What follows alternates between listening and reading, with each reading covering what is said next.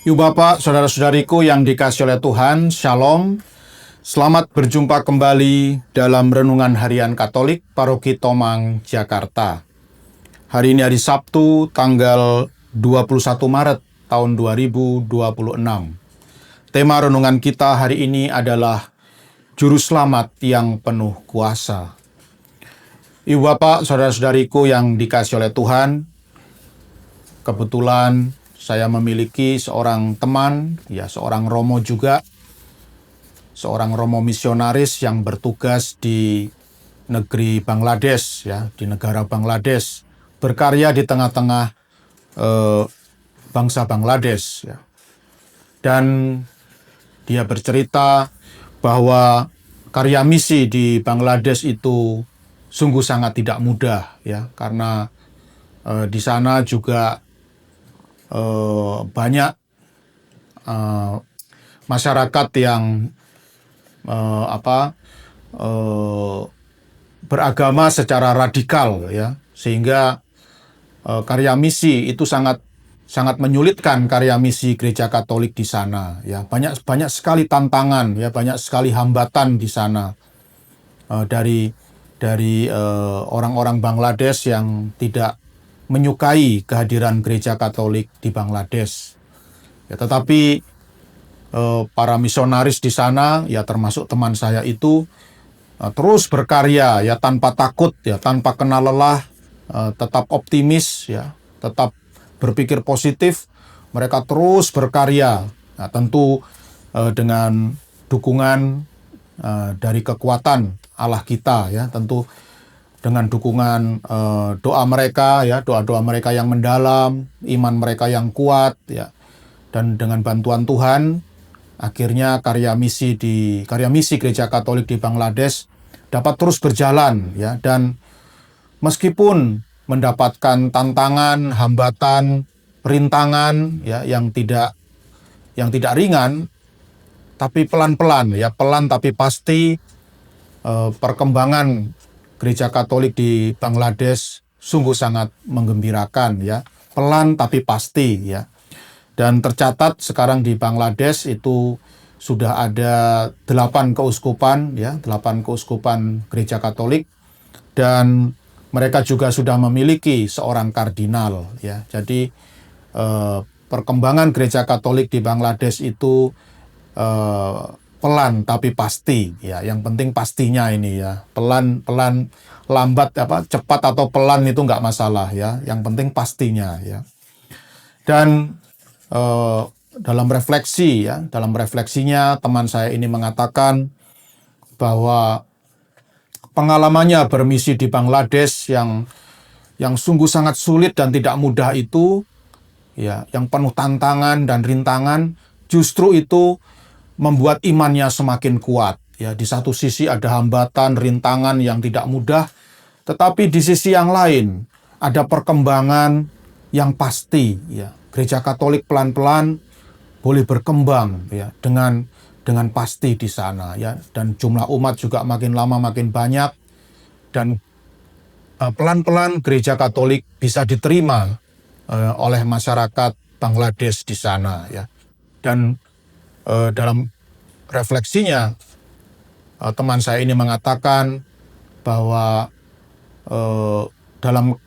sambil menjalani karyanya di Bangladesh yang tidak mudah, dia bisa melihat ada kuasa, ada kuasa Allah yang sangat besar di dalam Gereja Katolik, sehingga akhirnya karya misi Gereja Katolik itu bisa berjalan dengan baik di sana. Dia mengatakan, dulu waktu saya bertugas di Indonesia, saya tidak terlalu merasakan ini, karena di Indonesia masyarakatnya lebih toleran, lebih mudah diajak bicara, sehingga tantangan itu tidak terlalu besar, Saya tidak terlalu merasakan ini, tetapi ketika saya bertugas di Bangladesh yang sangat sulit, yang penuh tantangan, yang lebih berat, saya melihat bahwa kuasa Allah itu sungguh-sungguh kelihatan, Kuasa Allah itu sungguh-sungguh tampak, bisa dilihat dengan nyata di dalam kehidupan gereja, Luar biasa, Nah, Ibu Bapak, saudara-saudariku yang dikasihi oleh Tuhan, dalam Injil Yohanes bab 7 ayat 40 sampai 53 yang dibacakan dalam perayaan Ekaristi hari ini, dikisahkan tentang Yesus Kristus yang sudah mulai sangat menjengkelkan ya imam-imam kepala dan orang-orang Farisi ya, sehingga ini sepertinya sudah di penghujung ya, di penghujung pelayanan Yesus Kristus ya, di mana Tuhan Yesus Kristus ini makin lama makin populer ya, makin termasyur, semakin banyak orang yang mengikutinya ya, mengaguminya, maka makin besar pula kebencian dari para imam kepala dan orang-orang Farisi ya. Sehingga dalam Injil dikisahkan mereka ingin sekali membunuh, mereka ingin sekali menangkap dan membunuh Tuhan Yesus ini ya, yang membuat hati mereka ini dipenuhi dengan iri dan dengki ya. Dan mereka kemudian dikisahkan mereka mengutus penjaga-penjaga ya untuk menangkap Tuhan Yesus Kristus dan membawa Tuhan Yesus Kristus ke hadapan mereka ya, tentu saja untuk dibunuh ya. Tetapi apa yang terjadi?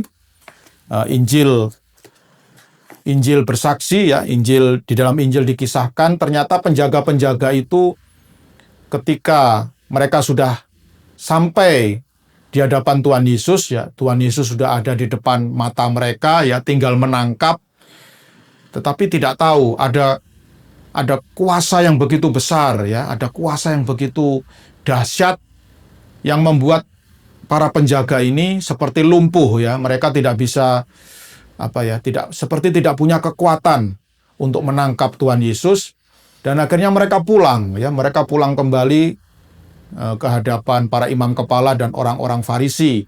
Nah, tentu saja hal ini membuat para imam kepala dan orang-orang Farisi menjadi jengkel ya, karena mereka menyuruh penjaga-penjaga itu untuk menangkap Yesus. Tetapi ketika mereka pulang, loh, kok Yesusnya tidak dibawa ya?